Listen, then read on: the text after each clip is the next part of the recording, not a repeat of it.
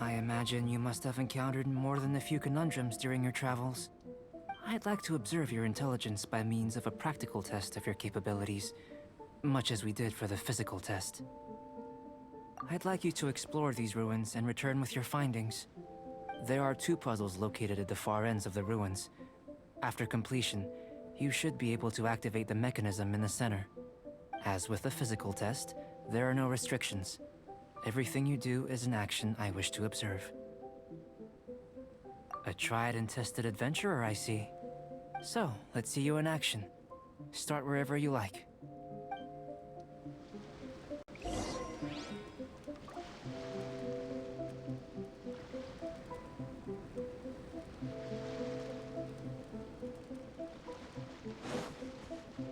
It's a complex environment, so proceed with caution.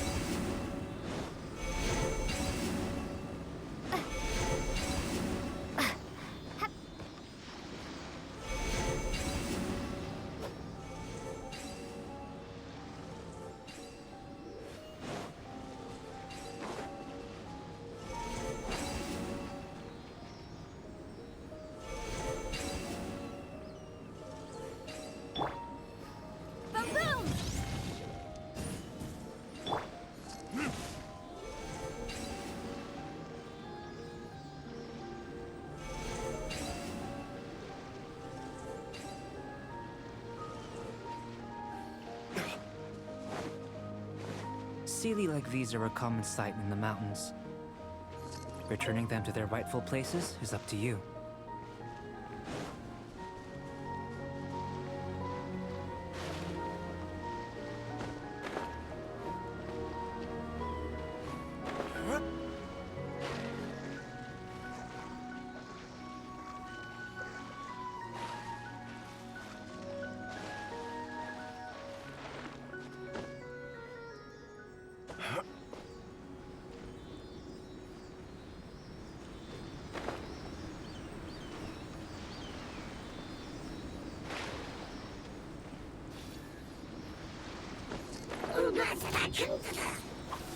There can be no excuse or defeat.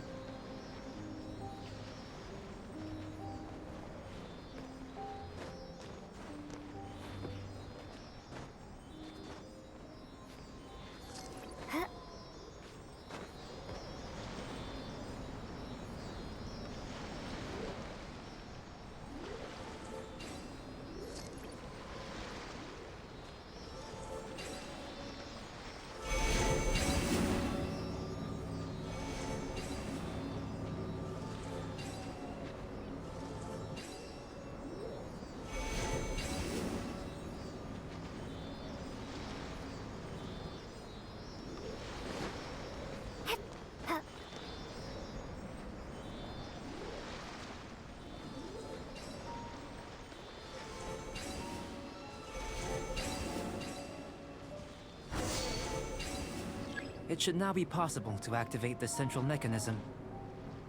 Exactly what will happen when you do is something I'm looking forward to finding out. Hey! Explaining things is Paimon's job! Oh, seems that the water level has suddenly decreased. We should be able to see what's in the water now. Let's have a look.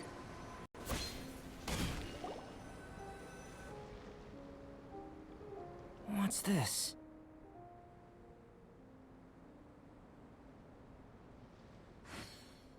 To the best of my knowledge, these belong to a script of some kind.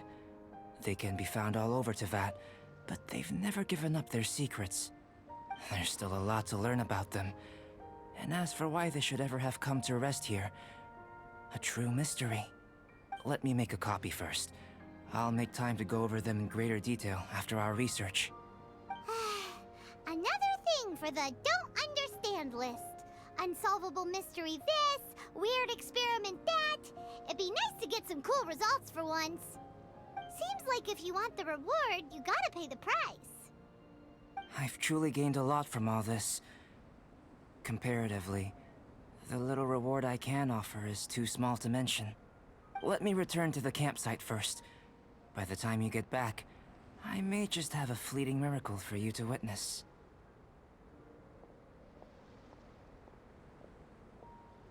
Paimon's kinda looking forward to seeing the results of all this brain ache. Unless you can think of anything better to do, let's head back to the campsite. Not so fast. You're not leaving until I'm convinced that nothing dangerous is going on here. You! You didn't leave the mountain? I most certainly did not.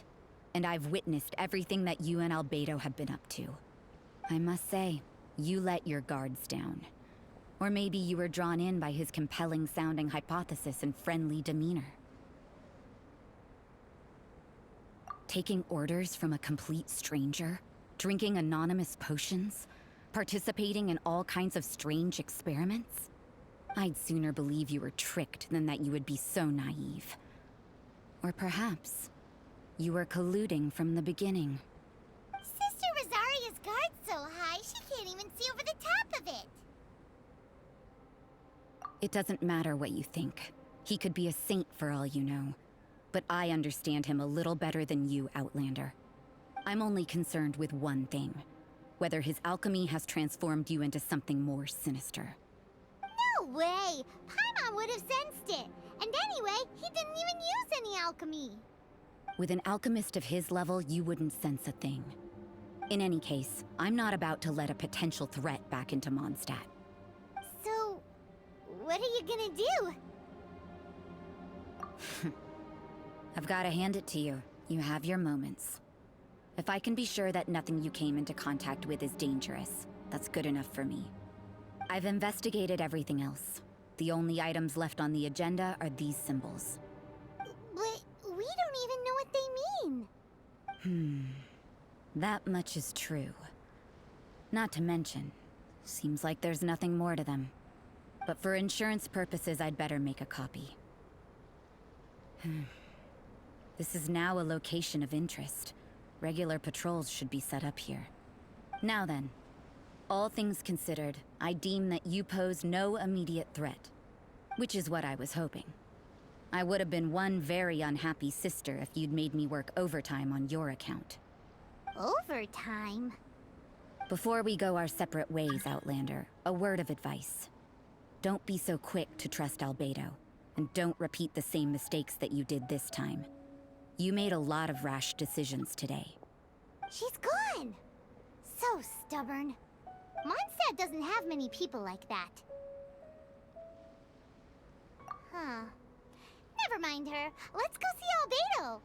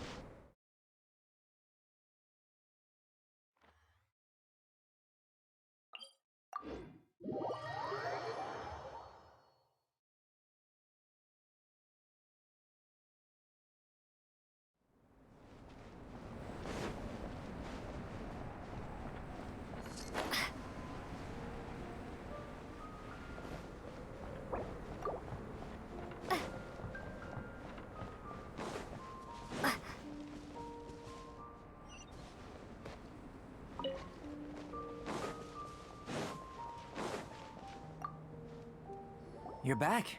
Good timing. I've just about reached the conclusion. You took quite a while.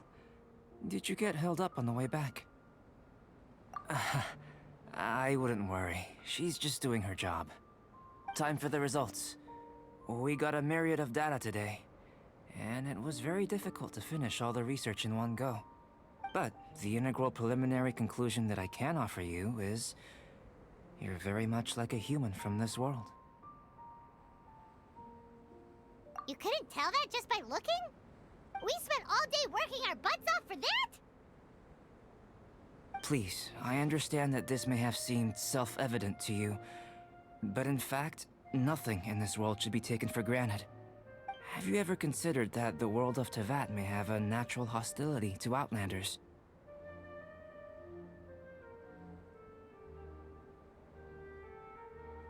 I mentioned the natural laws of this world.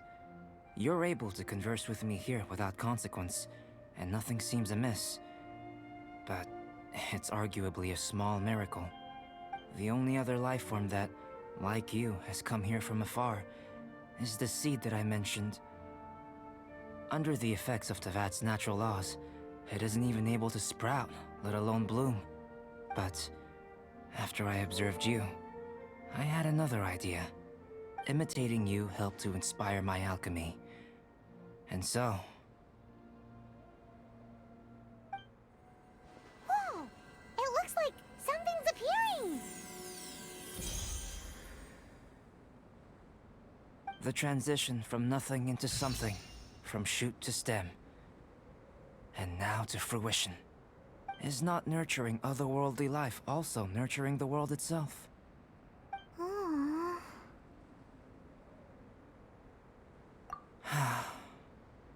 It would seem that that's as far as we go. A transient bloom of incomparable beauty. Life's proudest achievement. Paimon thought with all our efforts, it might have bloomed forever, and it didn't even have any fruit. Life is a manifold tapestry of free entities. Its value shouldn't derive from how long it stays with us.